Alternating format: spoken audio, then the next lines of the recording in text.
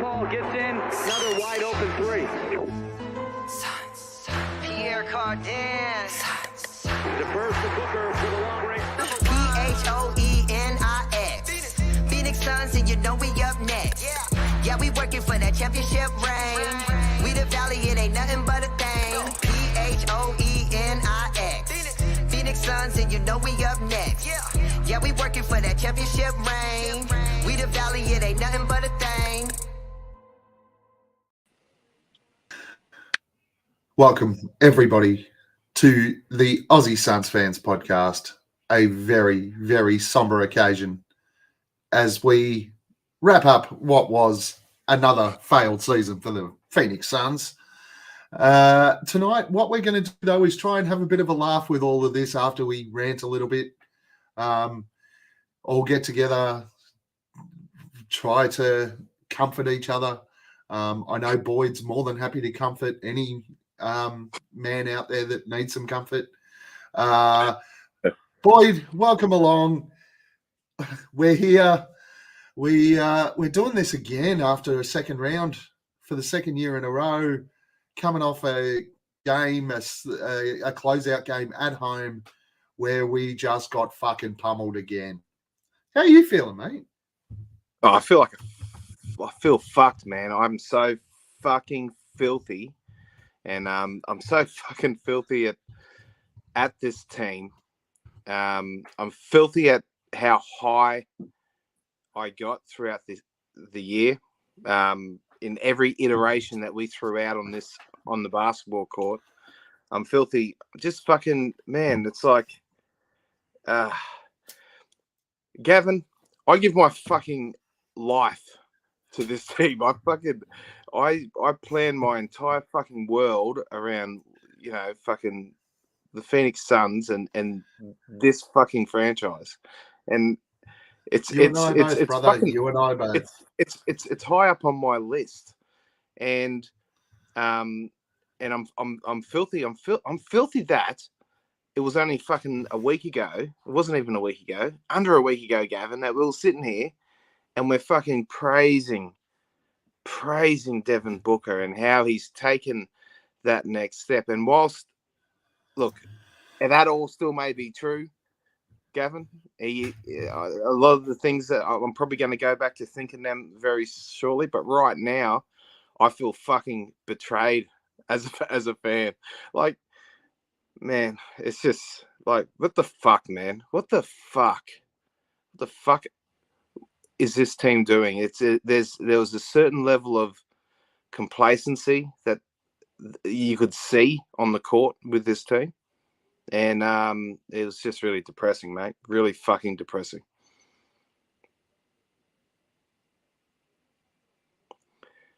People can't hear me or whatever. Was that me or you, mate? I think it's mine at the moment. I think it's me. That's right. I think it's me. Can you hear me? Yeah. Could you hear me? Yeah. I couldn't hear you, but I think it was my internet. I think it was my internet dropping out, and it's Friday night internet in Australia. Everybody's at home watching television on their internet, so it's fucking slow and stupid and dropping out. But I've connected to my phone now, so screw it. It should work. Wait, should I do that as well? I feel like I think yours is okay for the moment. So let's just see how we go. But I'm really I can pretty much guess what it is that you said, and it's along the same lines as what I was thinking. This let's be honest, today felt exactly like last year did. There was no spirit, there was no effort. It was frustrating. It was poor. It was depressing, I think is the word. And you said it at the top of what you were saying, that you dedicate your life. I'm the same, man. Fucking hell. I schedule my entire life around this team's schedule, this team's games, different events, different opportunities that I can get, the people that follow and love the Suns. Man, you and I, we're fucking invested in this shit, right? And we put a lot into it. And this is my number one passion. The Phoenix Suns are my number one passion. And it's hard not to feel like you've been. And look, we don't get the pleasure of being from Arizona or being from Phoenix, and we get it for those guys that are over there and that have been through some of the heartache that is Arizona sports for multiple years. But you need to understand this is how Australians treat sport. This team is we are just as passionate, if not more passionate, about this team than a lot of people over there might be. So this hurt. This hurt a lot. But my question for you, Boyd, is: was this better, worse, the same as last year? Which one was worse? Which one do you feel hurts worse? Oh, Trying not to think of recency bias, because obviously we're still hurting after what happened today. Dude, we got 2 years straight. We got fucked by chubby European cunts in the fucking second round. Well, look, at least these chubby European fuckers are giving hope to fat blokes all over the world that they can actually play basketball at the highest level. Yeah, I know. There's a shot for us yet. But the fucking, bro, Luka, the Mavericks one was worse. It was worse. Yeah, I agree. And if I say Denver, it is recency bias. Right now, Denver hurts more. And I think the Mavs one was worse because, look, honestly, where both sides sit, and in the context of the Kevin Durant trade, Dallas were a better side. Denver were a better side than we were. Nah, Dallas weren't. Denver were a better side than us, mate. It's plain and simple at the moment. The way that we played towards the back end of the year, and look, eventually we may be a better side than Denver, but it was clear that we didn't adjust in time to Kevin Durant coming into this roster. And Dallas have worked together. They've played together for a few years, and they were a better side than us this year. No, honestly, it wasn't. It was somewhat about adjustments here and there to a certain extent. It was just like some cunt had a fucking voodoo doll on our players' shooting arms, and was just fucking it with a pin for fucking 4 games. Well, I mean, it's just. I don't know about 4 games. Game no, 2. Okay, maybe 2 we controlled game 2 until Chris Paul went down with the injury. For the most part, they were fucking Kevin Durant with that pin, with that voodoo fucking pin. that cunt. And look, I still make the move. I still make the Cam Johnson and the Mikal Bridges trade for Kevin Durant, because I still feel like it could yield us a couple of chips over the course of his contract. It's not over yet. And I've had that argument on Twitter already, where someone's come out and said, the trade was a mistake and we should have kept Mikal and Cam because they've got 7 to 10 years worth of basketball, and we've only got 1 to 2 years of K. Look, guys, go back to the first half of this year when KD was in Brooklyn. The dude was A+ KD. He wasn't fully 100% in the second half of the year, particularly after the 2 injuries that he had. After an off season, Kevin Durant's going to come back, and he's only 34. 34 is not fucking old in the NBA. You get old quickly, but he's still got at least 2 to 3 years of really, really quality basketball left in him. I suppose here's like, you need to pull the trigger on, and they need to you need to keep on backing it, because ultimately what happened when we pulled the trigger on the move that we didn't want to make for Chris Paul? It got Chris Paul and Devin Booker in a really good situation, which made it a more inviting destination for a player like Kevin Durant to somewhat force his way to our team. Now we're going to see more chips like that fall in the future. There's going to be other players that jostle loose or get bought out, or we got Terrence Ross. There's the challenge, right? The new CBA makes buyouts completely impossible for us. Yeah. Okay, well, that wasn't a good example, but players, free agents who are looking at copping a like good free agents who are looking at copying an MLE, and they choose from a contending team. Also, This can't team, use the MLE. We can't use an MLE. With the we new can CBA. use it. No, isn't it just a smaller MLE? It's something, but it's a seriously impacted MLE.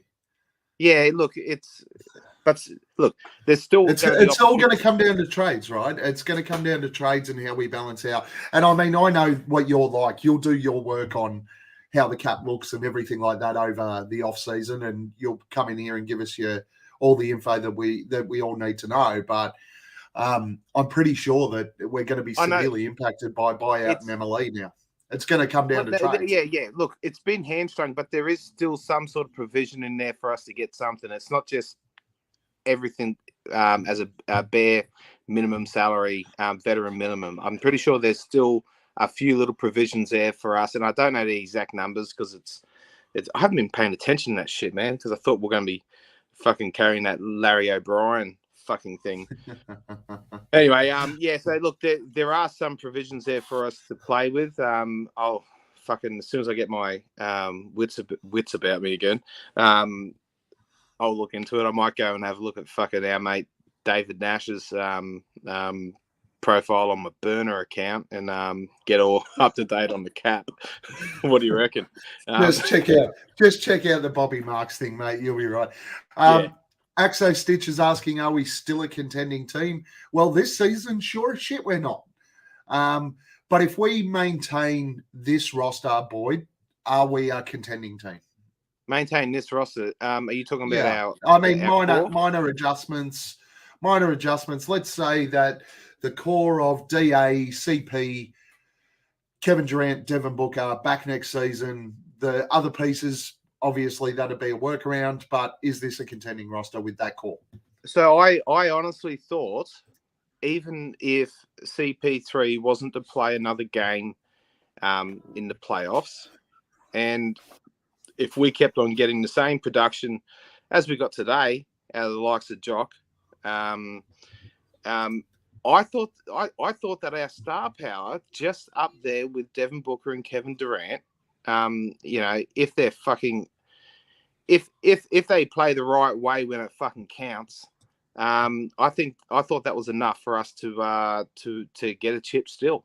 So any sort of output that we got from an aging CP3 and an engaged and a disengaged DeAndre Ayton, I still think that combined with our two major pieces would have been enough. And we obviously didn't get to see that today. And we didn't get to see that in full after game 2 when CP went down. No, we didn't. But I really enjoyed what we were doing pace-wise. And now, I'm not saying that, apart from you take Campaign's game out today, because he was fucking phenomenal. You take that out, and he's been subpar, right, this series. But what he's done is it hasn't been about his output as far as stats go. It's been about what he's enabled the offense to do with the pace that he endorses, so to speak. So, and that is, I thought that was the biggest value that we got out of Campaign. It was the little little things that happened from his style of play that he allowed. But yeah, today he was fucking great. We have to talk about that cunt at some stage too. We probably will. Well, we're going to go through pretty much everyone as a shock reaction discussion shortly. But I think this from Axo Stitch is a really, really good point. Defense is trash. Our defense over the course of this series was just poor. Now, before we get into the discussion about Monty and all that sort of stuff, which is inevitable, we have to have that discussion. Our effort on defense. Now, granted, there's some of it is going to be based on the way that we structure up defensively, but effort's never about the way you structure up defensively. And I just don't think over the course of this series at all, we were engaged on the defensive end. We just expected to outscore them. I've got a hot take, and it's not. It's not. I look at it. We got Kevin Durant, a great defensive player. Devin Booker was a plus above average defender. He's taken a massive leap in that, and that. DA was on and off. He had little spurts here and there, but he wasn't consistent. But that's been pretty much his whole career with the Suns. We lost Jay Crowder, Mikal Bridges, and Cam Johnson. Cam Johnson didn't play a lot, so let's not put too much stock into that.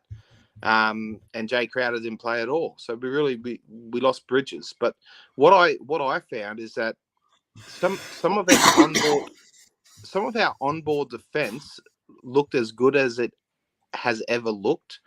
It was more team defense. It was late reactions to switching, things like that. And that's how I feel that we saw that fucking klutz, that fucking Gronk, Nikola Jokic, just fucking meander on down the fucking center of the court so many times and just gets fucking closed up in the air like it fucking wasn't anything. We're just a little bit late getting to everyone, it felt like. Once we were on them, and we tend to stick with them, and I like that aspect of it. But and I think Jay Crowder, us not having Jay Crowder, whilst he was losing a step as well defensively, I think he was really big for our team defense, just the way that he talked and everyone listened. He was a voice that people listened to, I think, and reacted to quickly. So, yeah, for some reason, I just feel like Jay Crowder took a lot of that connectivity away from our team defense when we lost him, and we never really got it back. Really, the defense was really disappointing. Yeah, that was the biggest load of shit I've ever heard in my life, boy. We were fucking terrible on the defensive end. There was no sticking to anything. No, listen to what they had 100. They had over 100 points in the third quarter. We scored 100 for the game. Yeah. Our defense through this entire series was fucking trash. Now you just said Jokic got through the middle and got his little runner when we didn't stick to him. But when we did stick to him, our defense was really good. No, it fucking wasn't. Our defense was shit. Hey. I'm telling you, the defense was fucking, but it was team defense. Do not tell me that the likes of fucking Kevin Durant, Devin Booker, the guys that I just fucking spoke about, and we were just talking about it fucking for 2 pods in a row, that Landry Shamet, his on-board defense on Jamal Murray was fucking great. It wasn't great. It was good. It was fucking good. It wasn't great. It wasn't great. Don't tell me it was all fucking Don't tell me it was all fucking trash. It was trash. The whole lot was fucking trash. It fucking the whole lot was trash. It was trash. There's a reason we're out of the fucking playoffs, and it's our defense, because it was trash. No, it was fucking shit. No, it was bad. It was bad. It wasn't all bad, is what I'm saying. You fucking cock. It was all pretty bad, cock. No, don't call me a cock after I've just called you a cock. It was all pretty bad. Our team defense and our connectivity on defense. In the chat, tell us what you thought of. In the chat, tell us what you thought of our defense. If you're listening to this at a later date, comment on YouTube and tell us what you thought of our defense. I know Boyd's going to get in to our chat and write about how good he is on here and that he was right about our defense. But Axo Stitch, you are spot on. Our defense was shit. Fuck you, Stitch. You cock. Get him on it. Get that cunt on it. It was shit. And tell me. So Devin Booker's defense was shit. Yeah, well, generally, yeah. But when they had fast breaks, I thought he defended those pretty well. But overall, so he's a good fast break defender. His on-ball defense was okay. Smothering. No, it wasn't smothering at all. KD fucking averaging fucking 2 blocks a game was shit. You're a fucking dickhead. So he blocked 2 shots. What about the fucking rest of the time? What else is he doing? Dude, it's not 2 fucking plays in a game, right? Yeah. Okay, and that's so he just got lucky twice every single game because he wasn't fucking honed in. That's great. That's great. He played defense twice. That's fantastic. Yeah. Okay, You so 2 times per game he played defense. What about the other fucking 38 minutes? Oh, okay. So he was really bad for the rest of it. He should have been having 7 blocks a game. No. It wasn't. It wasn't. I'm saying there's select people who were great on ball defenders. It's the team. It's the team defense that fell apart. We did not have one player who was a great on-ball defender for this series. Not You're one. a fucking nah. Not one. You're an idiot. No one. And I'm happy for you. I'm happy for you to find me like a massive thread of somebody who played fantastic on-ball defense for the entire series and didn't get burnt, because all of them got burnt. Our defense was not up to it. It was you compare our defense to what Denver played against us today, particularly in the first half of the game. It's fucking chalk and cheese. No, I don't agree, mate. I think you're just you're more emotional than I am. You can't see the trees through the forest. You fucking dickhead. Anyway, well, it's the first time Axo ever agrees with me. So our defense was fucking terrible. But there you go. Who was your player of the playoffs, mate? And I mean, I don't think this is going to be a real tough one, but who was your player of the playoffs? it was that weak prick Devin Booker. Wish he'd do it on 2 ends.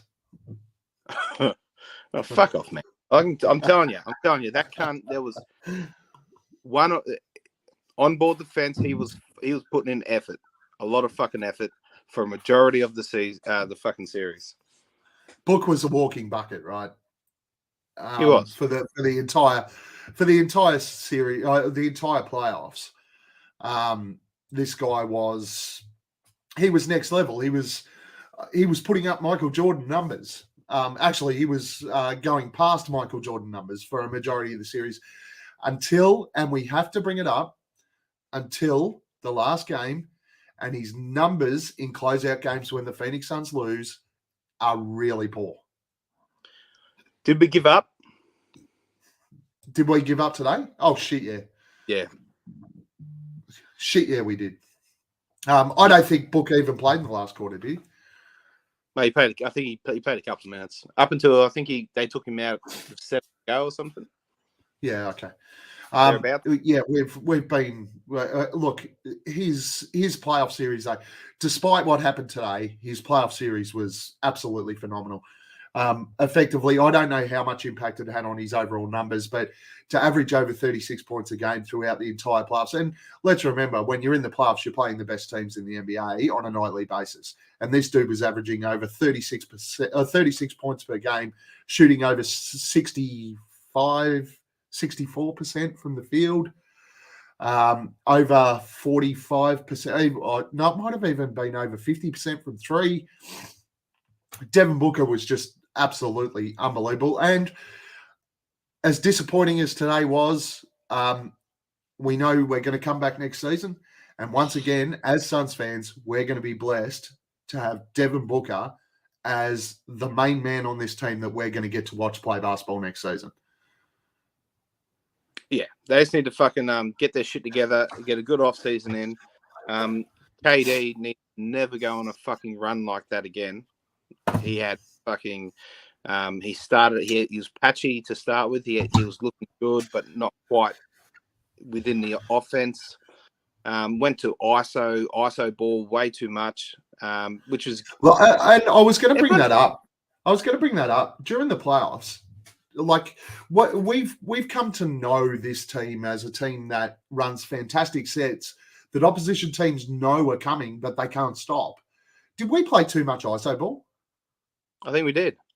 Yeah, I think we did. I do too. I don't know. And there's something to be said for the team that we had together for so long, which we took for granted with Cam Johnson and Mikal Bridges, right? There's something to be said about that continuity and just knowing where each other was at all times on the court. They're not the best players, but we looked better running plays with that squad that had been together for so long. Now, everyone was saying, and I was saying it as well, KD fits seamlessly in with whatever team he goes to, and he's a great player, and he fucking is. But it's not just about him fitting in. it's about other people's fitting in with him too, I think. And it just felt like. Do you notice how much more efficient Kevin Durant is when Chris Paul plays in the games? Well, yeah, I did notice that in this series. It's fucking. I mean, Chris Paul cops a lot of shit, but I'm telling you right now that he unlocks a hell of a lot in this team. He does, and it's stuff you don't see. His leadership and the way that he keeps his composure and he keeps the team sort of I don't know, not fucking having fucking brain explosions out there.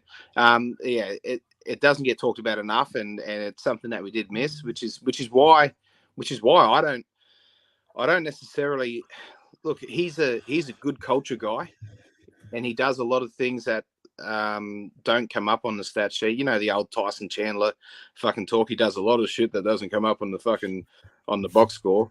Well, Chris Paul, as much as we want to be pissed off about him being injured all the time and all that stuff, he does a lot for the team to make him a team.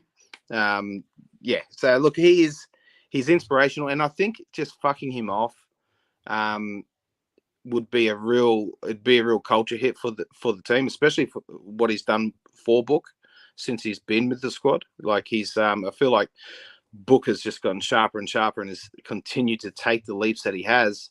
You know, somewhat because of he's had that running dog in CP3. He was never going to get that from Mikal Bridges, I don't think. No.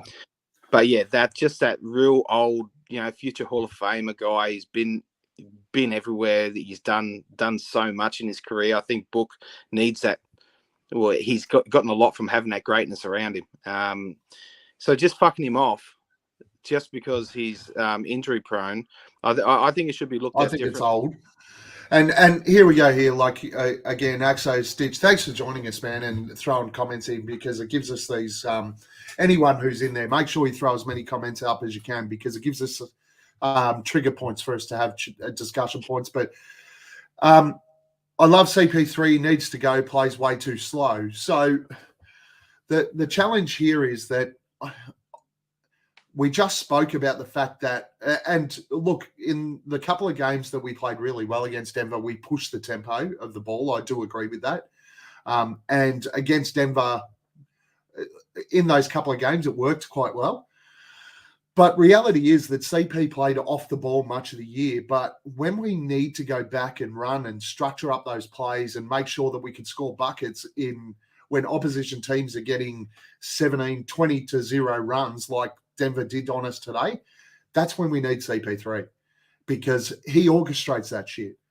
What we saw today was what we saw too much of in the playoffs last year as well, which was when things weren't going well, we went to ISO ball and we just couldn't hit a bucket.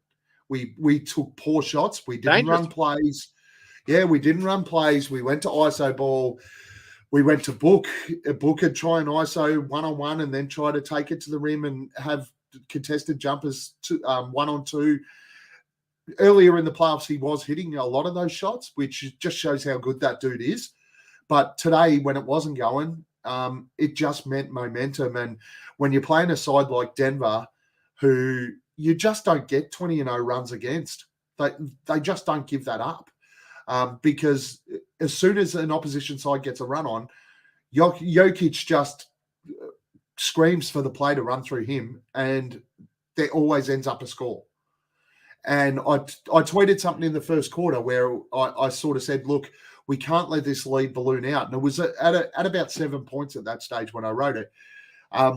We can't let the lead balloon out, because if it does, this is one team that won't allow an opposition side to go on a run, and it proved that way again today. Bro, what did we say about CP3 leading into this right at the start of the season? And we talked about his minutes over and under what we'd like it to be. And none of us wanted it to be over 30. We wanted him to take he can still start him. He can still start him, but I wanted him to play 30 max.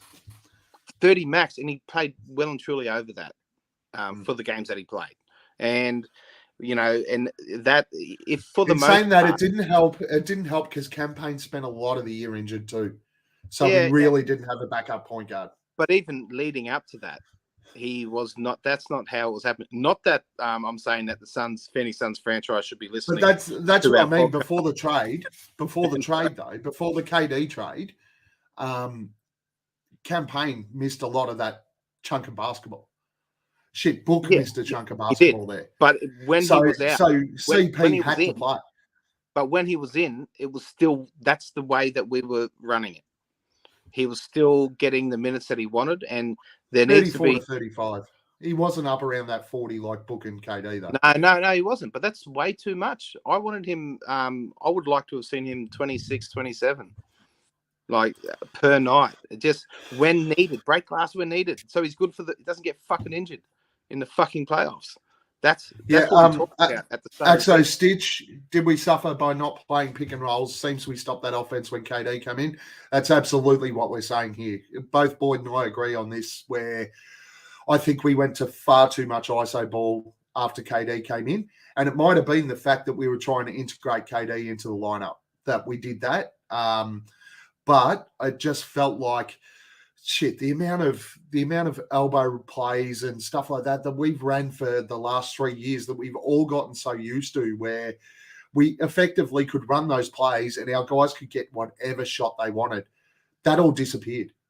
And it turned into ISO ball contested jump shots. Yeah. Especially during this series. But, and again, you go back to that game too, and Chris Paul was plus 19 and we were up 8 when he hurt his groin. And we had that game well and truly under control. And it was Chris Paul that was controlling that game. His third quarter when this was all happening he was phenomenal. And then all of a sudden, he does his groin. Everything stops. We go back to ISO ball.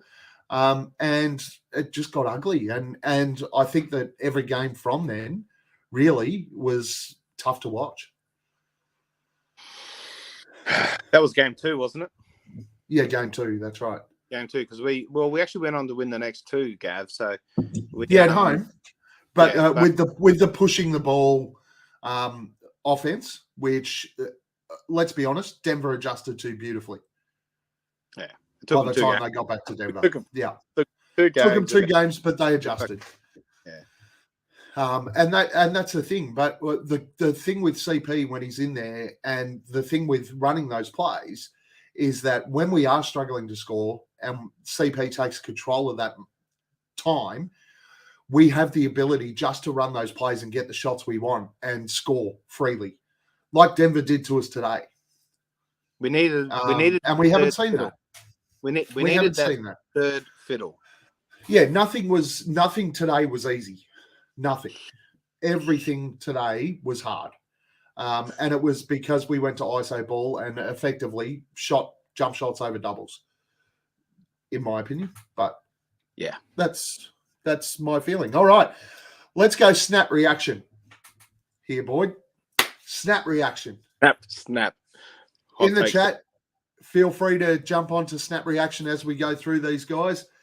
Hot take snap reactions. Are they coming back next year? Yes or no? And why or why not? Boyd, Landry Shamet. Are we talking to start the year or? Yes. Game 1 next year. Game 1 next year. No, I'm going to say no. Okay. Why? What are we going to do with him? Now, he had like a little bit of a lightning strike towards the end, and he started to knock down a couple, right? We all know that. But I just think for too long, he just wasn't. I couldn't even come up with excuses for him, and I've been a big Shamet. I know what he's capable of, but you're a big everyone supporter. Let's be honest. I like a lot of counts. But yeah, look, I just don't think I think he gets in his own head too much. I've seen the guy when his shot is dropping, it looks so fucking good. But if it's not working, we've given a large enough sample size, and I think with all I think Ishby is the type of person that will listen, not to Twitter, but just listen to the general consensus of all the fans that it's time to move on from the Shemet fucking experiment. Yeah, just look, most of his games were bad. And that's just the bottom line because fucking Boyd Crawley said so. He played a couple of really good games early in the season, then got injured and missed about fucking 8 months. And he played that one good game in game 4. 4, yeah. Game 4 or 5? Might have been game 5. Might have been game 5. And look, reality is, okay, here's my hot take on this, my off-the-cuff hot take right now. If Monty Williams is still the coach of the Phoenix Suns, Landry Shamet will still be there. Yeah, I don't think he will be either way. Yeah, and I know everyone's fucking fascination with him dating his fucking daughter and all that sort of shit is. Well, he doesn't. Yeah, he doesn't actually date his daughter. But I know. All that chit chat. All right, next one. Kevin Durant. He's there. Yeah, I don't think there's any doubt that KD's there. But actually, Stitch, should we trade KD and build around Book? Honestly, I think we've missed the boat around building around Book. If we were building around Book, Mikal Bridges and Cam Johnson would still be there. We're not going backwards to get young players back in through the door for Kevin Durant now. Getting Kevin Durant is building around Book. Yeah, and we had a fucking sleepover with it, and we can't throw it out yet. Yeah, that ain't happening. We've got KD for at least 2 more seasons. I don't think there's any question there. KD gives us 2 more shots at a title. That's the way I see where it sits with KD at the moment, depending on what we do trade-wise and everything else. But KD gives us at least 2 more years and 2 more shots at a title. Jock Landale. I think he's there. I think he extends. And I think it's one of the first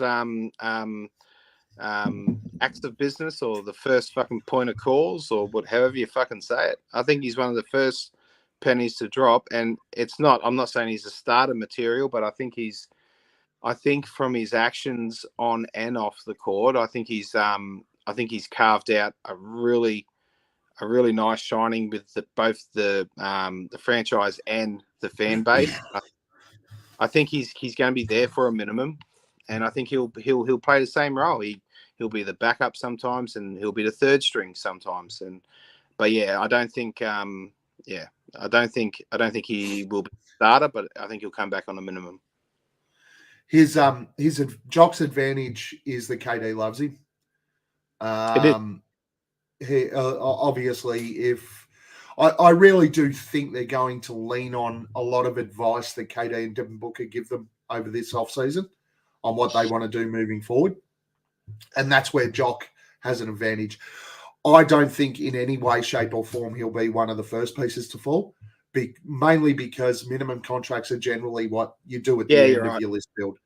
So it'll well and truly be back end. It'll well and truly be back end if they sign him. I've got a fear that Jock is going to be the next Aaron Baines type thing for the Suns, where it'll take them that long that he'll just go and sign with someone else. I actually think that there's teams out there that are looking for that backup center that will offer him more than just that minimum contract.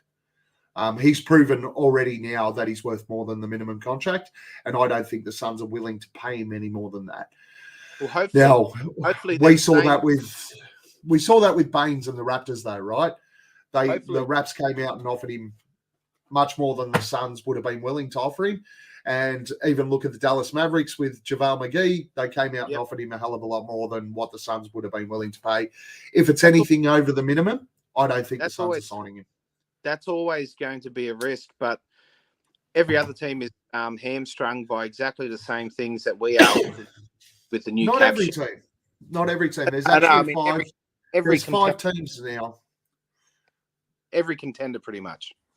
Yeah, contenders for sure. But let's remember, Jock's still a young dude, right? There's teams out there, and I'll give you a perfect example of one right now.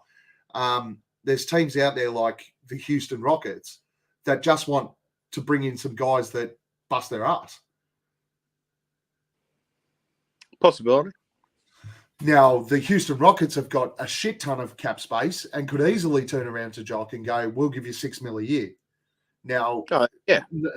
No Look, disrespect. there are teams out there. And no disrespect to Jock if he took it.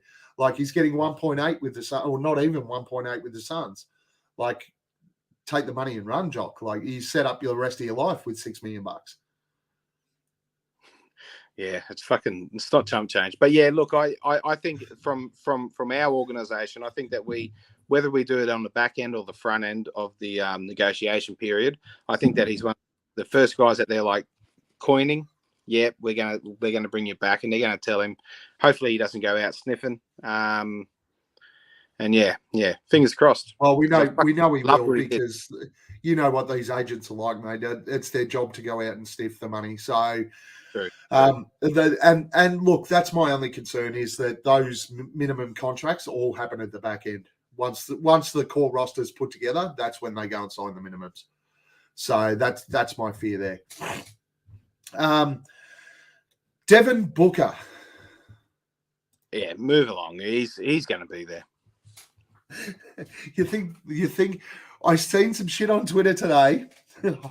Honestly, I've seen a lot of shit on Twitter today. People are trading for Zach LaVine. That the Suns should look at trading Devin Booker and getting in a whole heap of assets to build around Kevin Durant. Did you block that count? Now, people, whether you're Suns fans, whether you're external to Suns fans, whatever the case may be, guys, Devin Booker is the Phoenix Suns franchise. He's not getting traded for anyone ever. At this point in this at this point in time. And the good thing for Suns fans, and the reason we love this kid so much, is he's not going to our front office and going, I want to be traded. Yeah. So until Devin Booker walks into our front office and goes, I want to be traded, he ain't fucking going nowhere. Cameron Payne. No, I think he stays, man. Look, we've got him. He's under contract. I think he's. I don't know the contracts, so yeah. I don't know them off the top of my head. I think he's got another year. He's got another year. It's only partially guaranteed, so we'd have to eat some money if we were to let him go. I think it's so he's got a $6.3 or $6.5 million contract coming his way, and I think it's only half guaranteed or a quarter guaranteed or something. But in saying that, I don't think we're eating any money on that, simply because it's chump change in the grand scheme of things. And you saw, especially with the way that he went out today, and the fact that, yeah, look, at certain stages throughout the season, we were saying that you're not going to get a better backup point guard out there than Cameron Payne for that money. We're not going to have a lot of money to fucking play with. So it's either there. No, we're not. It's there. And that's the thing. It's already in there, right? It's not something we have to go to get somewhere else. The only thing is, and this is the only thing, if we do get active on the trade market, particularly around teams like Toronto, or teams like Dallas, we may not have a choice but to say goodbye to Cameron Payne because he gets traded. If it's part of a bigger move, I'm all for it. But if it's just us going out into free agency, he stays. If it's not a trade, he doesn't go anywhere. We're not. I can't see that we would. I can't see that we would be cutting Cameron Payne and just to get a saving on a partially guaranteed contract. He is well and truly good enough to be the first guy off the bench. He proved it today how much value he has. So, yeah, I can't see Cam Payne going anyway. Wait, Chuck Sonia's comment back up. Sure can.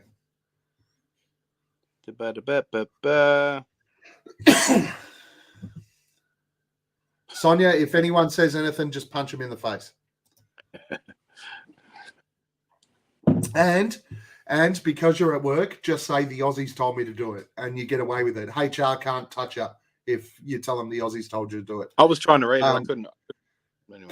Package deal though, yeah, Dano, that's the point, right? If we're active in the trade market and we need to make up salary, then Campaign's contract is perfect for a salary filler. So that's the reason he does go. I think that we're and we'll get to them, but I think that we're talking more of our top end contracts that are going to be moving. Therefore, we won't need as many fillers. So I can absolutely see Campaign still at the Suns as the backup point guard next year. Biz Mac Biombo. Yeah, I think he could be there as a third because I think Jock's overtaken him for that second spot. No, I think Biz is there. Brought back on a minimum. I think there's one centre that'll go. I'm waiting for the chat. Oh, there's definitely one that's going to go, but I believe there'll be two that go. I can't see Bismack Biombo being on the Suns at the start of next year. Personally, I think that they're going to move on from either Jock or Biz, and I think it's going to be Biz that goes. Again, he's a third option. Well, I think he's another one that the market, particularly defensively with his defensive prowess, I think there's teams out there that are going to offer him between 4 and 6 mil. Yeah, okay. Well, if that happens with any of our minimum guys, I think they're gone. But I think from I'm talking about from our franchise and what they mean to the team and their production, stacked up against. Do you know the worst thing? Do you know where I think Biz? Do you know where I think Biz will end up? Where? Fucking Brooklyn. I think that McCall and Cam Johnson will sell Brooklyn on Bismack Biombo coming off the bench behind Claxton. Yeah, cool. Yeah, and I'd love to see that for him if he gets a few extra million. Like it's not like it's a fucking sheep station mover for us if he goes, but he's a guy. It's not going to win. It's not going to win us or lose us a title, but culturally he's great. Yeah. And he's a fantastic dude. And as long as if he's not with the Suns, he's still in the NBA, I'm good. If he's not in the NBA, then I want the Suns to re-sign him and bring him back. True. Terrence Ross, I think he goes elsewhere. If I'm being honest, look, we can't do much with that one. That's one of the ones that are going to probably, we're just not going to be able to match what he's getting. Well, that's the MLE signing that we don't have the MLE for anymore. Well, that's something like that. Yeah. It's basically we can only really give him similar to what we gave him this year, which was a minimum, and he's worth more than that when he's when he's actually getting playing time. But yeah, look, no, I don't think he is. I agree. I think Terrence Ross is Gonski. Another one, Torrey Craig. He's unrestricted, isn't he? Yeah. He's fucking done. That's about $5 million off.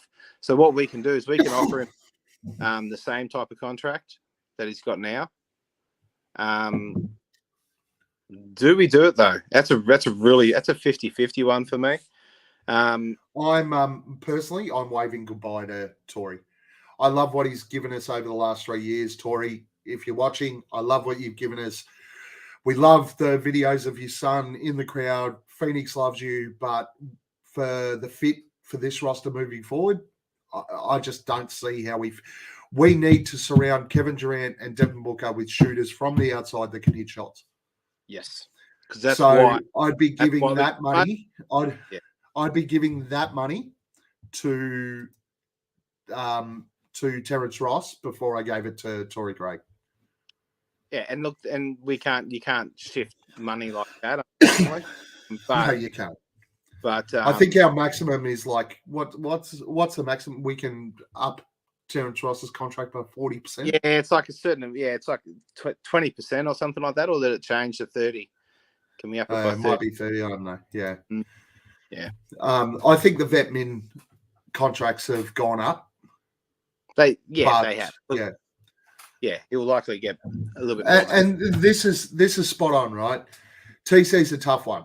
And this from Dano, I think he's definitely out of favour. Look at the minutes he got recently, but I think he's gone. Love the bloke TC. Sorry, see you, mate. I think the minutes for TC in the Denver series was only because he didn't fit the matchups. And we saw that today, right? We took Kevin Durant out with 3.5 minutes to go in the first quarter and brought Torrey Craig in. And during the time that Torrey Craig was in, Denver went on a 20-0 run. I'm sorry, but that wasn't the right matchup for Torrey Craig today. There is absolutely series that are the right matchups for Torrey. This wasn't it. But in saying all of that, it's a hell of a lot of money. He's $5.5 million a year for his last 2 years, or $5 million a year. It's too much money. But I said it before. That's right, which is why he went to Indy. I'm going back to it. We need to surround our guys with people who can shoot from outside, and potentially people who can do it at both ends. I don't know who those people are. Don't get me wrong. Yeah. I really do need to have a look at what comes out, and who's available and who's on the market.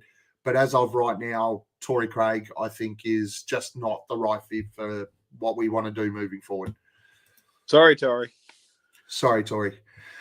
TJ Warren.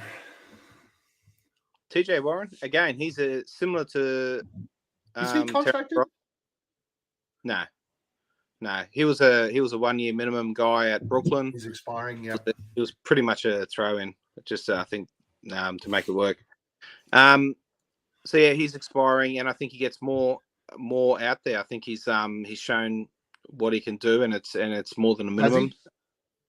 Not with the amount of playing time. I'm gonna go back to it again, right? I don't get. I get where Phoenix Suns fans love Torrey Craig, love TJ Warren, but they're going back to what TJ Warren did before he left Phoenix. They're maybe looking at what he did in the bubble. TJ Warren did nothing for us this year. In the playoffs when we brought him in Game 3 against Denver, he hit a couple of tough shots in the last quarter. Credit to him. Yes. But that was about the only impact that dude had all year. This, I agree, injuries ruined this dude's career. And he is not even near the player. He had 15 minutes today. He had 15 minutes today. He was minus 14, had 2 rebounds, and didn't score. I think there's someone out there that takes a swing on him because they just... Possibly end of the bench guy with a contender that if they desperately need scoring, they'll do it. But again, he's not the type of guy that, he's never been a 3-point shooter, right? And they're the type of, we need 3-and-D guys that can hit from outside. When KD and Book draw all the defense into the paint for the jump shots, we need guys that can sit on the 3-point line and drain. Yeah, he's not that guy. guy. TJ Warren's not that guy. So I can see TJ going as well. Yeah, there's a few here. TJ goes, Warren goes, TJ gone. I just can't see TJ coming back next season. Damian Lee, 1 year contracts. Yes, gone. I feel like this guy. I feel like he somewhat tried to. He tried to reinvent his game or himself or what he was fucking there to do, and he did it so well to start, and he moved away from it, and he just and it affected. Did he? And this is a question I've sort of wanted to ask, and particularly you, with just you and I here. No one else is here, so this is just between you and I, right? Shh. Did that motherfucker get ahead of himself? He's feeling himself big time. It's like he wanted to be one of the mid-range mafia, but you're not, cunt. You're a fucking Get out on that 3-point line and shoot the fucking ball at that fucking insane clip that you were doing. And at that point, when he was doing that and he was doing it well, and that was his game, and you could tell that he was putting so much effort into it. We were talking about him being fucking first man off of the bench. Let's bring him in. We wanted him to play like massive fucking playoff minutes. He's going to win us playoff games. Like fucking. But then he just he started giving up. And that was my problem with him, right? Is Damien, you come from Golden State. You came to the Suns. What you gave us early was fantastic. But your job was to stand on the 3-point line, catch the ball, shoot it, and hit a three. It wasn't to try and force passes. It wasn't to try and drive the lane and give up your little shitty floaters. Your job was to stand on the 3-point line and pop threes. And you stopped doing it. He wanted to be a part of the mid-range mafia, but you're not that fucking guy. He started getting frustrated and fucking giving up technicals all the time, and he had some good spurts of defense that we all saw, but it wasn't consistent. But it's just fucking he was elite at something and he fucking moved away from it, and we don't fucking need that sort of shit. It's like ahead of himself, right? You know that guy trying to show the whole league that he's it's a year for him, and he's trying to show the whole league that he's more than just a fucking stand in the corner guy and knock shots down. He's got layers to his game. No, you fucking haven't, mate. No, you don't. And the fact of the matter is, and I called it really early in the season, just before the slump, when the slump started to sneak in, stop trying to pass the ball, stop trying to force the ball inside like your Magic Johnson. Dude, your job is to get the ball and shoot it. You should never pass. You should never do anything. Your entire job is to shift your position in offense, catch the ball, and shoot a three.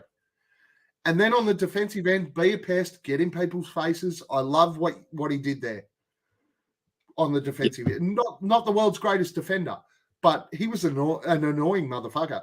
Like, there was a lot of times that opposition times wanted to punch him in the mouth.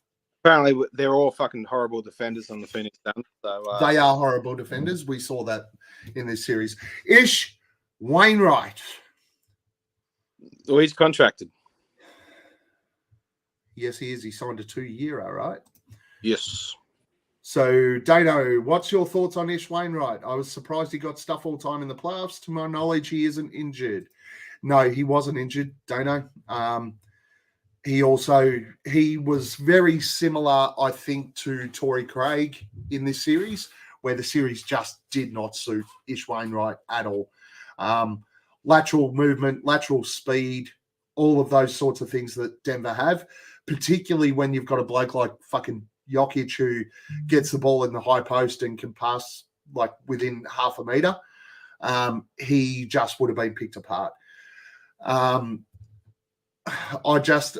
Ish stays because he's on a 2-year contract. The only thing is the contract's not huge, so there's a very high chance that we buy it out. Axo, Ish to be traded. I don't think there's any other team in the NBA that wants Ish. Nice dude, all that sort of stuff. He's just not that good. Yeah, he's a nice guy to have around, and he's I love the dude. I love what he brings to the community. I love the way he treats the fans, all that sort of stuff. But the dude just ain't that good. Darius Baisley. I think he's a restricted free agent, right? Mm-hmm. Yep. No one's offering this dude a contract. I think well, we've got restricted free agent. There could be a qualifying offer. What's his qualifying offer worth? Do you know? No. Interesting. Won't be much. Yeah, and that's why I think, because he's so young and we haven't really seen much of him. Look, I couldn't give a fuck about this guy myself, but I think that we don't have many young talents to look to the future with, and I think he might be someone that we hold on to just to as a development thing. So 2023 qualifying offer $6 million. Oh no, he's gone. I think he's gone. We're not extending that. No, sir. I thought it was much lower. No, $205.035 million. He couldn't get on the court in the fucking regular season, and yeah, that number doesn't make sense to keep him. Yeah, who? Darius who? Fucking Baisley. On to the next man. I know we're not paying him $6 million for next year. It's just not happening. Here's a very interesting one. Josh Okogie. I think for a minimum, I think he comes back.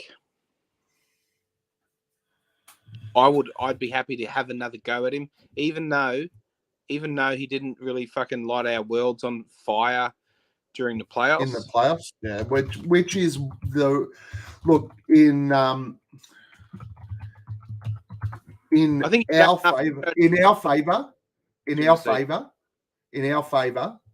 his playoff performance is not going to drive a hell of a lot of interest. Yeah, and that's why I think he's young enough, and I think there's, I think Phoenix know what he can be, and you know, we've seen it during the regular season. We watch every game, so I don't think there's any issue with us bringing him back on a minimum. No. And that's the thing. He was what, 1.9 million this year. We're not going to pay much more, and I think he comes back. Yeah, so do I.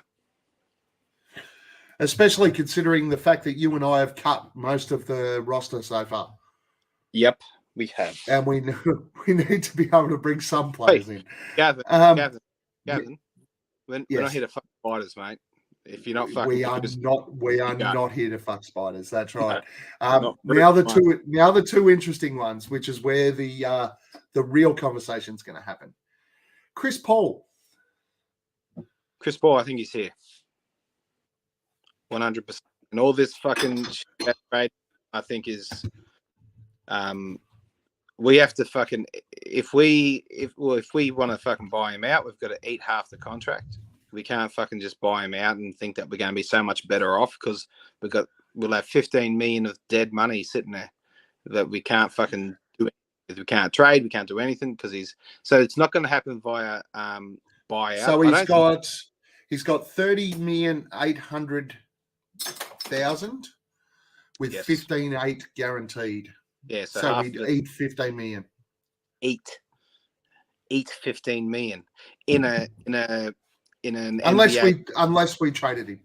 Unless we traded him, but who's going to want? What do we want to? Who's going to want to give up something good for someone could be there for 1 year maybe? I do have a suggestion for that, which I have been pushing. So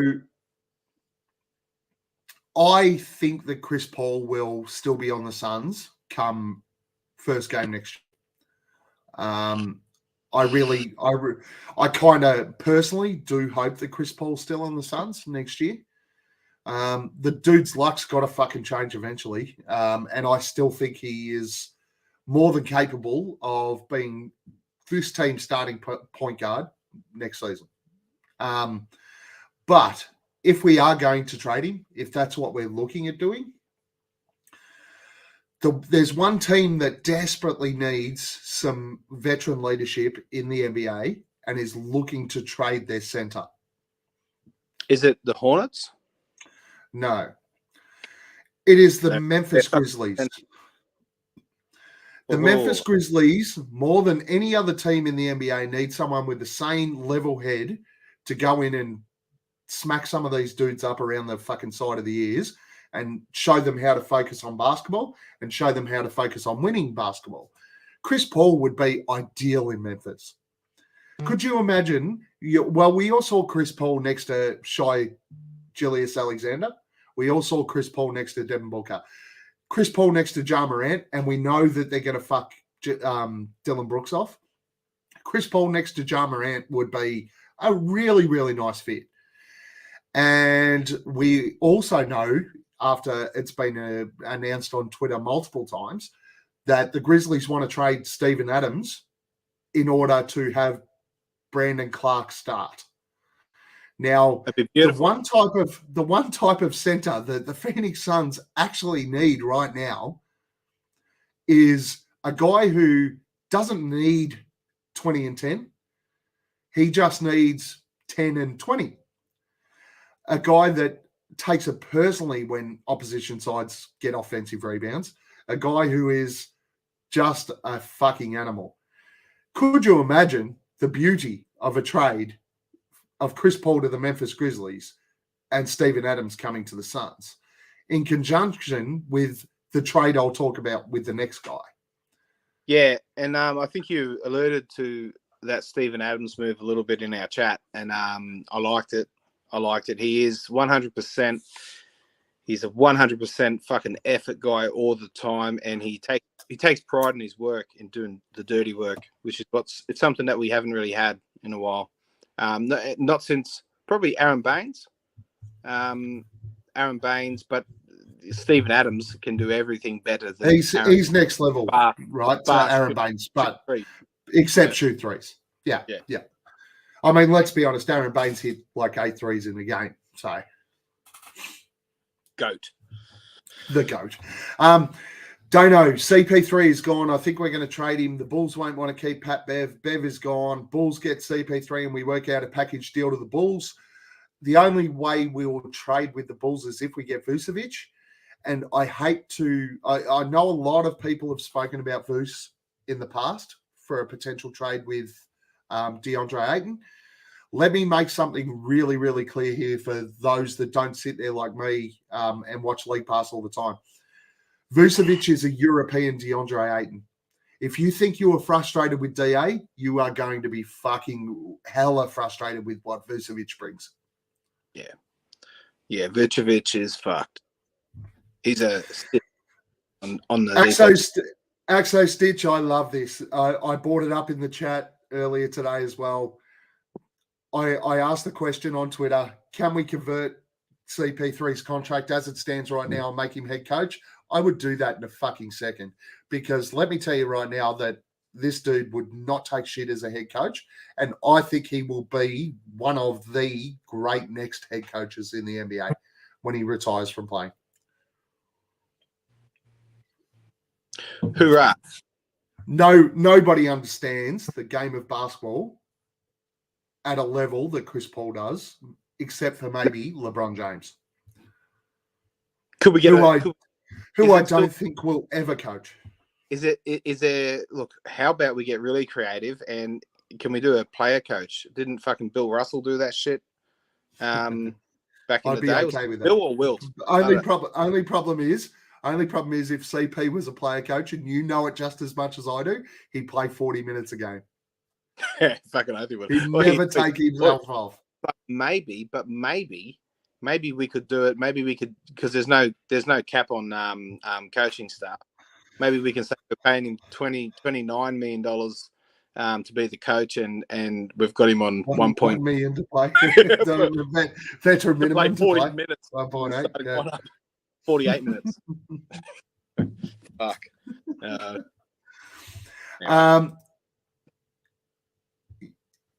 Yes. Interesting. Coach K to the Sun. We'll talk about the coaches in a minute. I'll bring that one back up in a minute. Last one, DeAndre Ayton. DeAndre Ayton, yeah.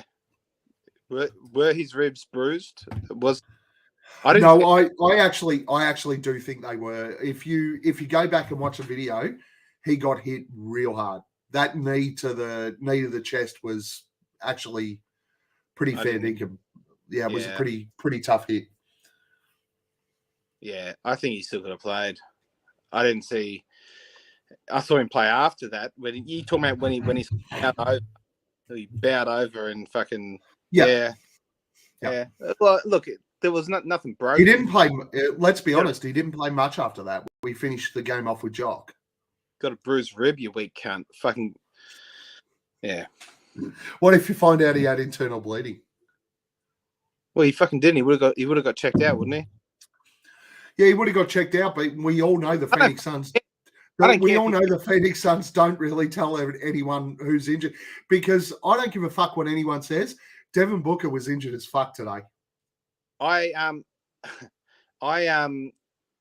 don't give a fuck if DA was bleeding out of every orifice in his fucking body, out of his ass, his fucking nose, his mouth, his ears. If he can still run up and down the court, fucking get out there and do something. You fuck. And I think it was there could have been some discomfort around his rib area, but I think there was a little bit of a hey, we're a bit pissy with you, and we like what this other guy's doing. We're gonna fucking throw the dice. I hope not, because it fucking cost us the game. It did. But you haven't answered. Is he there next year or not? No, that didn't cost us the game. Well, our interior defense in this game was the poorest it was over the entire series. Yeah, bar 1 or 2 games, DA wasn't doing much in that regard either. Well, and I spoke about this in the chat today too. Okay, fair enough. He didn't stop Jokic, but he changed the shots of all the other guys. Today, they pretty much had carte blanche. They could do whatever the fuck they wanted. No, I don't think anyone at the rim. DA being on the court, and I'll say this about your next fucking rant. DA being on the court isn't going to make fucking KD hit another 7 of them first 10 shots, mate. Maybe you will. Oh, maybe you will. Because they sure as shit didn't give a fuck that Busy and Jock were playing center, because those dudes were standing under the basket all by themselves when KD was missing those shots. Apparently, there's no way in the fucking world anyone on the Suns played any fucking defense the entire playoffs, Gavin. So don't tell me DA was going to save us defensively. Dickhead, stop going back to that shit, cock. I can't help it. Is he going to be there next year? I don't think he will. No, and I think he will. It's probably going to be. Is that fence you're sitting on uncomfortable, or you're nice and comfortable on it? Okay, it's a no.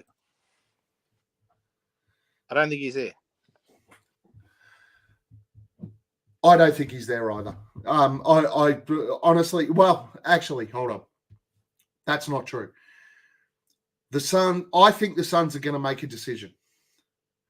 They're either going to choose Monty or they're going to choose DA. I think there is a fundamental issue in the relationship between DA and Monty. And I think that's why and we'll speak about him next, but I actually think Monty will still be coaching the Suns next year, because I also think there's a fundamental issue between DA and Devin Booker. Could be. I've seen the... So I think that DA's gone. I think that the market for DA is obviously, we know Indiana's there, but we also know that the Mavericks are very, very interested. And we also know that Kyrie refused exit interviews and likely won't be at the Mavs. Kyrie and Kevin Durant are still besties. I think we're going to see a sign and trade between Kyrie and DA with some bit pieces with the Mavs. So that's why I can't see DA being at the Suns next year. In that world, I could see Kyrie being there. So sorry about that. Sorry about that, but it'd be nice product on the basketball court when he was fucking out there not protesting his fucking whatever the fuck it is that comes on about. He didn't protest anything. He got suspended for hanging shit on the Jews. Yeah, whatever. But it's fucking, if it's not that, it's something else with that guy. Upset about. All right. So at this stage, let's go back to all of our friends in Arizona who have gone through all this pain, back to us who have gone through all this pain. I don't give a fuck what Kyrie does off the court as long as he's on the court. Bring me Kyrie and bring me a title. And he doesn't do it. So that's why I'm putting all of those trades together. I'm going, Kyrie comes for DA in a sign and trade. We ship off some pieces like Torrey Craig, et cetera, et cetera. Chris Paul goes to the Grizzlies. We end up with Steven Adams and Kyrie slotting into our starting lineup. We're still missing one player, really, for a starting lineup. But that's what I said. What's that line from Step Brothers? I'm not gonna talk to him, not even if there's a fire. What is it? I'm not gonna fucking Kyrie.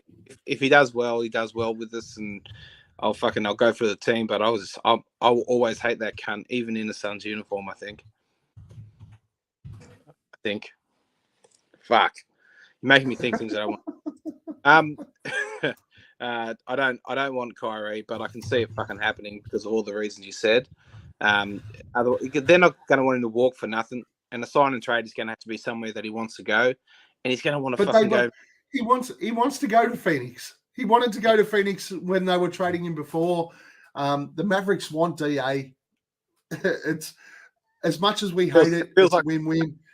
Ideally, my ideal trade over this offseason is that we trade DA and CP and whatever fucking picks we can and whatever pieces we can and whatever else for Damian Lillard and Nurkic from Portland. Give me that. That's my ideal trade. Yeah, that doesn't happen though. That's not happening either. Before we move on to the next part, will we get McGee back, Boyd? No. I don't see like, and I've said this before about McGee. He got fucking played off the court in the playoffs, and I don't think just him getting a little bit older, a couple of years older, is going to really change that. I think, yeah. There is zero chance that the Suns bring JaVale McGee back. The Suns will bring Busy back way before they bring JaVale back. In my humble opinion. Have we got anyone else to cull, Gav? Sorry? Have we got anyone else to cull? No, that's it. That's the entire... actually, there was one which isn't on this list, which is strange. But Saban Lee. Oh, he can come back. Yeah. I would have liked to have had him in spot minutes, but yeah, he can come back. Nah. Like Saban Lee. Goodbye. Okay. Bye, Saban. No. Nah. I think he's no. There is far too much on the market to bring Saban Lee back. Eric Bledsoe. If we want to bring him back on a two-way again, I'm okay with that. I would, but not on a full contract. The most beautiful butt cheeks in fucking all of Australia just agreed with me, and we're bringing Saban Lee back. So, mate, I'm sorry, you're out. Yeah, Dono needs to go and fucking mow some lawns. Before we move on to the next, hey, Gav, even though the Suns are done, you could still make the trip. Come out here again for Mercury games. Good excuse for the wife's permission. Unfortunately, Sonia, the wife, well and truly knows that the Suns are my bucket list and my passion. There's no chance I'm coming back in June, unfortunately. But I am currently working on a family holiday to get out there in January next year. So fingers crossed there. And I'm also waiting for Boyd's trip for his wedding, where basically I'm not even going to show up to the wedding. I'm just going to go to Phoenix and say I'm at Boyd's wedding. You're not invited, cunt. Just Oh, thanks very much, you fucking piece of shit. I'm coming up to see you in 2 days with gifts. I'm bearing gifts for you, and you're going to hang shit on me like that right now. Hey, I got on the old chitty chat with Dylan Kane from our chat, and he's going to join. He's going to join us for dinner. Yes, Fantastic, Dylan. Guys, he's taking me out for dinner. I think he's going to try and fuck me, but well, I'm again. again. Again. Yeah, Axo Stitch here will definitely have a Krispy Kreme wedding. If anyone has a Krispy Kreme wedding, it's Boyd. And I know that we've already had someone from our chat doing that, but Boyd's going to back that up. Or either that or a KFC wedding. There's a good chance he'll do KFC drive-through for his wedding. Let me some wings. What are we on to next, dickhead? Is Monty Williams our coach next year? Yes, he is. Why? Because he's not long removed coach of the year. He's done. He is fucking. Okay. So you don't think that any of this playoffs was his responsibility at all? Yes, I do. It played a part. 100% it did. 2 years in a row, we've been eliminated by 25 plus. That's not coaching, man. Of course, it's coaching. No, it's not. Why is that not coaching? Do you not believe that first quarter he took Kevin Durant out with 3.5 minutes to go, and we went from 25 to 24 to 42 to 28 down? We probably should have taken him out earlier. The cunt was missing everything. Fuck me. But you told me what a fucking sensational defender he was, which is why the scores were tight. We got on they got on a momentum run. That adjustment right there, subbing Kevin Durant out and not bringing him back in, Gavin, during that run when there was 3 timeouts, cost us the game. We were 20 down. Gavin, do you want to get the silent treatment at dinner in a couple of nights' time? Is that what you're fucking chasing? Listen, what I hate about the NBA is coaches being made the scapegoats for cunts not being able to hit the bottom of the net. Hold on, it's their job. It's their job to make adjustments, dude. Now, I'm a huge Monty supporter, right? You and I have had this conversation multiple times in private when we're snuggling. We've had this conversation, right? The fact of the matter is two playoff series in a row, this dude has not made the adjustments in order to bring success to this team. I'm sorry, but he is soft. He isn't strong enough. And it's time. It is time for Monty to go. I am sorry. I knew I'd upset you with this. You and I are going to butt heads. There's no doubt about it. But Axo Stitch says it as well. Monty has to go. Well, it's time for us to move on. Axo Stitch is a fucking cock. That's what he is. I think he's in our chat somewhere. I want to know who he is. But NRD sucks. Yeah, he's fucking rubbing. He's one of your fucking probably one of your kids on your fucking. He admitted on here that he agreed with me for the first time. This is the second time he's agreed with me. No, look, Monty shouldn't go. I think even your mate with the hot ass cheeks is against you, mate. I would just put that message down. We don't want to see that one right now because it doesn't speak to my narrative. Now, I think that Monty said all the right things to the guys that he put his trust into, and I just think that they shit the fucking bed. I don't think that it's Monty's fault that Booker wasn't hitting his shots. I don't think it's Monty's fault that KD wasn't hitting his shots. There's shots that we know that they can hit, mate. Axo says it's Wes. You called him a legend earlier, and now you're calling him a cock. I did.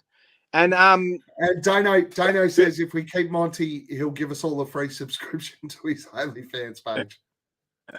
I've already got one, mate. You've been giving them out for the last 6 months straight. But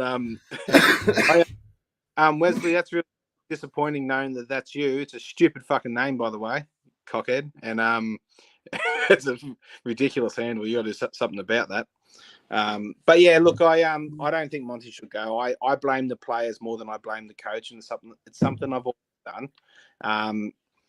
So yeah, look, yes, there are things that Monty could have done better, but I think that it's 80%, 70% on the players more so than it is the coach. I think we had the stock to go out there and win, even if we are reduced to a lot of ISO ball, we had the start to do it. I feel, and I just feel like they didn't fucking shine at the right time. That's how I really, really feel. So Monty, I believe, should be back. I know, because you support everyone. Fact of the matter is, Monty, you failed 2 years in a row. Actually, Monty, you failed 3 years in a row. 3. You failed to make adjustments against the Bucks when we were 2-0 up and they closed the gap. You did not make any adjustments. Last year, when we were getting fucking cooked by the Mavs, you failed to make adjustments. And guess what? This year, you failed to make adjustments again. Now, I fucking defended you. And all year I defended you this season. I defended you the last 2 seasons. 64 wins, you deserve Coach of the Year last year. Fact of the matter is, I think it stood out like it stood out like a sore thumb. Monty, we're not here to fuck spiders. You failed, and you failed miserably. It is your job. And here's the point, right? Mike Budenholzer got sacked 2 years after winning a championship. We haven't won a fucking championship, and you failed to make adjustments. Failed. It's cut and dry. This is a cutthroat industry. Something has to change. Hey, like I said, convert Chris Paul's contract, make him a fucking make him the coach. I don't care. Monty is a great relationships guy, but he really struggles to break out of his own system. Now, Boyd, you can sit there and stick up for his ass. Boyd, it's my turn. Shut the fuck up. You can sit there. Shut up. You can sit there. You can come out all you like in defense of Monty. But even you sat there and fucking said to me, why the fuck is Shamrock getting all these minutes? I did. It was a failure to make an adjustment. It took 3 games for him to do it. We were already 2 down. When Shamrock sucked today, when we were struggling to get a stop defensively, why not put Josh Okogie in for 5 minutes? Because he made decisions pre-game. He made decisions pre-game and stuck to those decisions. You need to make adjustments on the fly, and Monty can't do that. He refuses to do that. It is frustrating. Do the players hold responsibility for today? Fuck yes, they do. I think the players hold responsibility for the performance over the course of the series? Fuck yeah, they do. But the fact of the matter is that we had a coach who was too gutless. On. Well, let me fucking finish, and then you can go. Fucking wind it up. We had a coach that was too gutless to make those fucking changes, sit somebody, and make a change to the structure he had pre-game in order for us to be successful. How the fuck is he? How no good. How is he not making changes, mate, when we've been 11 deep in the roster during the playoffs, which is usually an 8-9 man rotation, and we're okay. I've got an answer for that one. Okay, yes, you're right. He absolutely did that in Game 3. What happened in Game 3? More than just that, he did it through the Clippers. What happened No, he didn't in the Clippers series. In the Clippers series, he stuck to everything. What did he do in the first 2 games? He made no rotations. We played 8 deep. We lost the first 2 games. Everybody fucking chucked their toys out of the cot. Play Terrence Ross. Play TJ Warren. Do all that. We played 11 deep in Game 3. What happened? What was the result of Game 3? I know what the fucking result was, mate. Keep going. We won, right? We won. It up. We did it again in Game 4. What did we do today? Who are you going to replace him with, Gavin? I don't know, Boyd. Yeah. I don't know. Yeah, right? I don't have an answer for that. Yeah, you'll fuck everything because you're going to sack him. You got no one to fucking put in his fucking seat. They're not fucking falling off trees, man. Coach of the years. Well, they kind of are. Ed. They kind of are. There's a hell of a lot of coaches out there. I know there's a hell of a lot of them. Not good ones. Hey, guys. How do you know they're not good? Did you know whether Willie Green was good? No, I didn't, mate. All right. We're going down a fucking rabbit hole now. We know fuck all about what the coaches have to offer. I just know it's that. True. I'm just really frustrated with the fact that you're very emotional. Failed. I am emotional, and we spoke about it at the top of the show, man. You're menstruating. Right? Live. We spoke about the emotions at the top of the show and how much we're invested in this shit. And when you're sitting there yelling at don't tell me you didn't sit there today going, why the fuck is this dude still in? No, I was saying, why the fuck is this guy not performing the way that he's being paid to perform in the way that we know he can perform?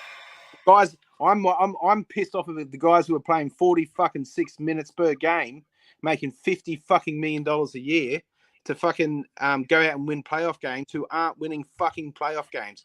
I don't give a fuck about what an 11th or 10th fucking man, how many extra minutes he's getting on the arse end of the game. We were in a 25 fucking point hole in that game. That's what we lost by. We didn't lose because some cunt at the other end of the fucking bench didn't come on and give us 3 good minutes. There's a cunt's giving us. How do we know, though? How do we fucking know? Because they didn't get the opportunity. Hey, man. You fucking... We don't get to see it, dude. You got too much energy going through the keyhole and not the fucking doorway. All right. So I've done this. We've done this defensive shit for Monty for years, right? I was willing to back him in. He failed. And he failed miserably. He failed in this series, boy. Now, I know your optimism. I know your love for the franchise. I get it all. Failed, man. The whole team failed. I get that. Failed. But who controls that? The players. Whose job? No, it's not. Whose job is it to control whether or not we the man that pulls the fucking strings on this is the fucking coach. No, whether we like it or not, okay, let's go the NRL. Let's go the NRL, the AFL, every sport all around the world. The coach whose job is it to control? It's the coach's fucking job. The ultimate responsibility falls on the coach. It always has. It always will. It does, and I don't think it should. But it does. It absolutely does. And we can sit there. We can absolutely sit there and say, okay, the players didn't perform to the level we wanted them to tonight. But it's still the coach's job to control and build that. Nah. It is. That's why they get paid the big bucks. Hey, fucking listen to me, mate. You're not convincing me otherwise here. I'm placing most of the blame on the fucking players that were missing the shots and probably not doing what the fucking coach was telling them to do. I think Monty was saying the right things to these guys. I fucking heard some of the huddles. I liked it. He sat on the fucking sidelines with a sooky fucking look on his face half the time. Oh, did he? The dude didn't engage enough, man. I'm sorry. I've protected this dude for a long time. I love the fact that he came in and changed the culture. I'm big on that. Yeah. But the fact of the matter is he's taken us to as far as he can. No, you're just fucking copying shit you hear off Twitter because it's a buzz. It's a buzzword. No, I'm not. Because and if I was copying shit that I copied off Twitter, I would have been saying this shit 2 years ago when we lost to the Bucks. No. But now, I did. Well, now you are. You're fucking now I am because it's fucking over. Rafiki said it best. Remember who you are, Gavin. Remember who you are. I know exactly who I am. You're a cockhead. Yeah, I'm a cock. Axo Stitch, James Jones, stays or goes. Now, On the opposite of Monty, I don't blame fucking James Jones at all for this.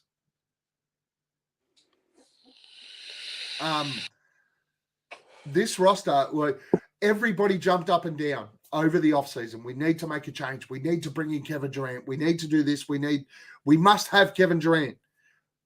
James Jones, in the end, went out and did it, yes, with a little push from Matt Ishbia, but he got it done. He changed that roster, everything like that. He put it there. He gave the team the resources to be a contender this year. The fact of the matter is, we're not going past the Nuggets. We're not going past the Nuggets. We're not going past the Nuggets, and that's on Monty Williams. Oh, the fish rots from the head, doesn't it? Isn't that the way or something like that? Oh, so now it is. Oh no! I'm saying for you, you just fucking backflipped your whole fucking your whole. No, I didn't. No, I didn't. No, I absolutely didn't. Monty controls game day. Is James Jones sitting next to me? Maybe it's James Jones's job to fucking control what Monty is fucking doing on a game-to-game basis. Isn't that his job? To make sure he's doing his job? No, it absolutely is not. Whoa. It absolutely is not. It's the coach's job to look after and control the team. It is the GM's job to run operations of the team and organize the trades and put a roster together for the coach to coach that team into a championship situation. James Jones did his job. Monty Williams failed.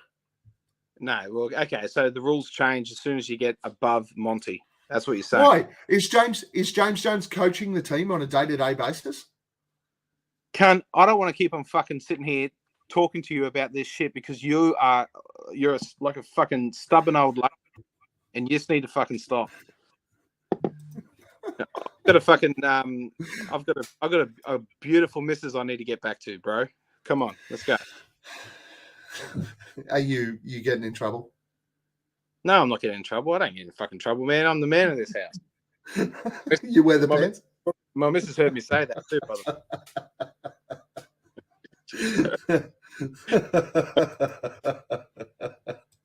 I told my missus that I was the man of the house once. I had to sleep outside for a couple of weeks. What I want to do here, but before we go, just a quick one. So, resources to build the roster. We've just spoken about the roster. We're going to have draft pick number 52 next year. I'm pretty sure that Wembanyama will slip to 52. So we should be good there. Either Wembanyama or Scoot will slip to 52. DeAndre Ayton's the trade asset. Chris Paul, campaign, Landry Shamet, movable assets. And we have there's no MLE here, Boyd. We have veteran minimums and a $5 million trade exception. That is what's available to us. So our MLE's completely gone. You sure about that? Yeah, the new CBA effectively wipes out the MLE for anyone over the cap. Are we? Let's for our next show. Well, let's research it and we'll come back with that. Yeah. Shout out Al McCoy, fucking legend. The reason that a lot of us are Suns fans, I know personally, while I was working pre-COVID in particular, out on the road, unable to watch games. The only way I was able to catch up with Suns games was to put NBA League Pass on, listen to the radio call, and listen to Al McCoy. The amount of times I heard Shazam on my car radio while I was driving around seeing customers and whatever else is. I got to meet the great man when I was over there for Game 5 against the Clippers, got a photo with him. It's something that I'll remember for a very, very long time. Ultimately, shout out to one of the greatest, Al McCoy, probably the greatest son of all time. When you talk about on and off the court, a man that's, I'm not sure, is he in the Ring of Honor, Al McCoy? Surely. He's a Hall of Famer, isn't he? He should be. Oh, should be. He should be in there. Yeah, no, that's one thing we can agree on, Gav. He's fucking. I reckon our McCoy's one of the good ones. We're gonna miss him. Probably has a massive cock. He's just fucking. Well, we did see a photo today in our chat group. And he's out. He has a massive his schlong was just sort of sitting up there on his fucking thigh, like fucking it's no one's business. And yeah, God bless Al McCoy. God bless Al McCoy for his cock. Massive cock. Absolutely. Al, we love you here in Australia. Everyone talks about you. Everyone knows who you are. Because that was basically the only way we were able to catch up with some Suns stuff for a very long time. Now, Boyd, let's say next season we come back. We make the NBA Finals next year. We're in a closeout game, Game 6 in Phoenix. Surely, Al McCoy comes back and calls that game. Yeah, he will. Yeah, he'll be there in some regard, no doubt. I'd fucking love to see that. Him and I want to see him and Bloomers. Bloomers is one of the fucking coolest announcers out there, man. Yeah, him and Bloomers getting it for sure. Not really getting it on. You know what I mean. Everybody talks about McCoy's cock from Coda Kid. Coda Kid. Wait, I listened back to that fucking pod last week, and I swear that cunt was pulling bong while we were fucking talking to him. Like he was in between sentences. That cunt's fucking dragging him in. Sure. All right. Thoughts on the rest of the playoffs, Boyd, and the chat. Couldn't give a fuck. No, come on, man. Who do you want to win now that the Suns are out? Give me the Knicks or the Heat. The Knicks. Knicks or the Heat. Even after what Greg Anthony did to KJ. I don't give a fuck about Greg Anthony. The Knicks. I just don't want any of these fucking cunts that. No, give me Miami. Give me Miami. I think Jimmy Butler deserves it. Yeah, I'm all for Miami. Apart from the fact that then we'd have to listen to Caleb. Yeah, I know. Which would be very, very painful. But to be honest, and I know this is all raw. Everybody's going to hate me for this, but I just want someone who look. Give me Denver out of the West, just because I cannot deal with the Warriors or the Lakers more than anything else. So if the winner has to come from the West, give me Denver. Out of the East, yes, give me Miami. Outside of Miami, if I have to choose anyone else, give me Philly, because I can't deal with the fucking Celtics. I'm not watching, and I can't watch this shit. I'm fucking tuning out the rest until fucking Summer League preseason. I'm fucking out. I'll listen to all the fucking Suns shit in the in between, but I'm so fucking pissed, man. I can't watch another basketbal bounce for a little while. Oh no, I'll still watch. It's mainly because Al McCoy's a subscriber to Dano's OnlyFans, unlike us. Fucking hell, special treatment. Who do you, Boyd? Serious question though. After all this fun we've had, and this has been cathartic, right? Have you enjoyed this? You have to fucking wrap through this quick. Have you enjoyed this though? This has been cathartic. I feel better after this. I feel a fucking lot better. All right. I feel everyone in this room for a drop of sweet beer. So, Homer, please feel free to tell us anything. Who do you want to have a beer with? Well, I was going to say fucking Wesley. I really was. Not anymore. He's a cock. No, actually, I'll still have a beer with Wesley, only because I want to stake out his house, find out, his movements and shit, and knock it over and steal all his fucking Macau Bridges basketball cards that I know he has. So yeah, That's a bit left field, but yeah. It was a Wesley. little bit. I want to have a beer with Al McCoy. Thank you, Al, for everything you did for the Phoenix Suns. Sonia said it before. I didn't really shed a tear for the team. It wasn't as bad as last year with Dallas, but when I watched all the Al McCoy stuff, man, I was so close to tearing up so many times watching that stuff. Al, you deserve better. I was really hoping that the Suns would win a title, but let's go win it next year and just bring you back for the winning game. You can call the winning game, and I hope that Matt Ishbia just presents you with a ring after we've done it.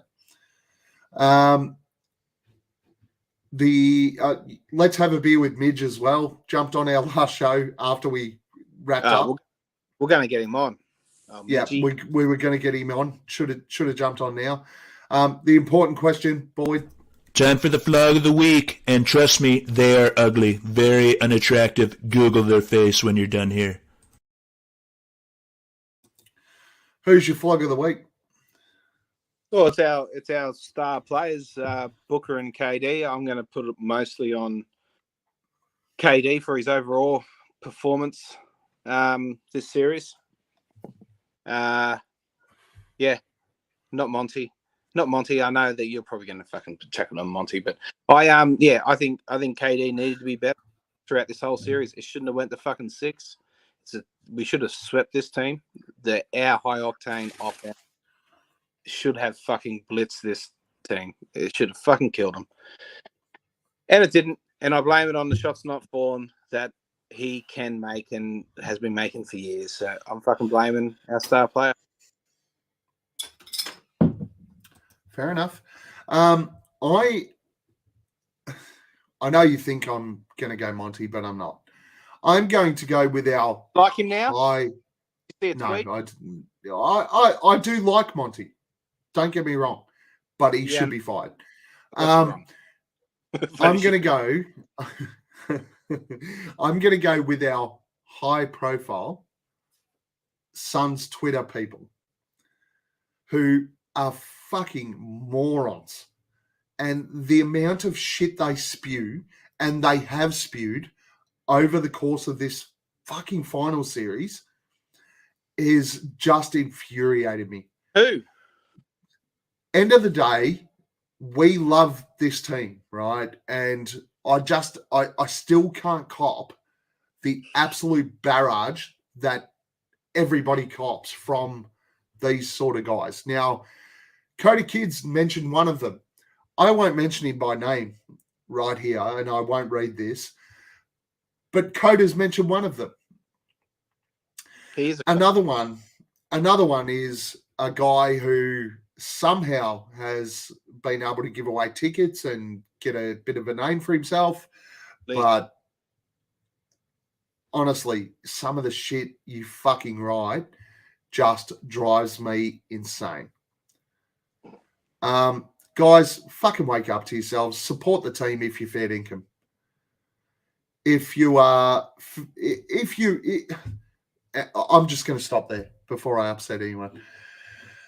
Boyd, last comments. Oh, he's in trouble with the wife. I'm not in trouble. You are in trouble, mate. Your wife wears the pants, which is fair enough, because my wife also wears the pants, except I made her go to bed before so that I wouldn't get in trouble. Last comments, where do we find you? All that sort of shit. We will look at a pod in probably the next week or so to maybe go over the CBA stuff. So start researching. Yeah. At Buds83, you can find me at the corner store holding up a sandwich board saying save Monty. And yeah, defending all the people that should be defended, rightly so, and fucking pulling cunts like Gavin in the line. That's where you can find. Well, personally, can't wait to see you Monday, mate. I'm going to now leave the gifts that I bought you at home. You can go fuck yourself. Anyway. I'm not giving you shit because of the way you treated me tonight. Thank you everyone for joining us. You can find it at Aussie Suns Fans. Like, subscribe, definitely subscribe to the YouTube. We need it. Yes, we need it. Honestly, guys, after all the fun Boyd and I had hanging shit on each other, at the end of the day, we're all Suns fans. We all love each other. This was painful as hell today. Tonight was cathartic. I really enjoyed it. I feel a hell of a lot better just for having got on here and ranted a little bit with you, Boyd. I can't wait to punch you tonight on Monday. Good fucking luck. Make sure Dale comes so that both Dale and I can punch you in the face. Or Dylan. Yeah. Thanks for joining us late here, Vossi. Guys, it's been a pleasure. At the end of the day, we're still going to love the Suns, and we're going to do this shit all over again. The off season, the main season, and then we're going to win a title next year. And Al McCoy's going to call the final game, a closeout game 6 in Phoenix. Thanks for joining us. As Chris Paul gets in, another wide open 3. Pierre Cardin. Defers to Booker for the long range. Phoenix. Phoenix Suns, and you know we up next. Yeah, we working for that championship ring. We the Valley, it ain't nothing but a thing. Phoenix. Phoenix Suns, and you know we up next. Yeah, we working for that championship ring. We the Valley, it ain't nothing but a thing.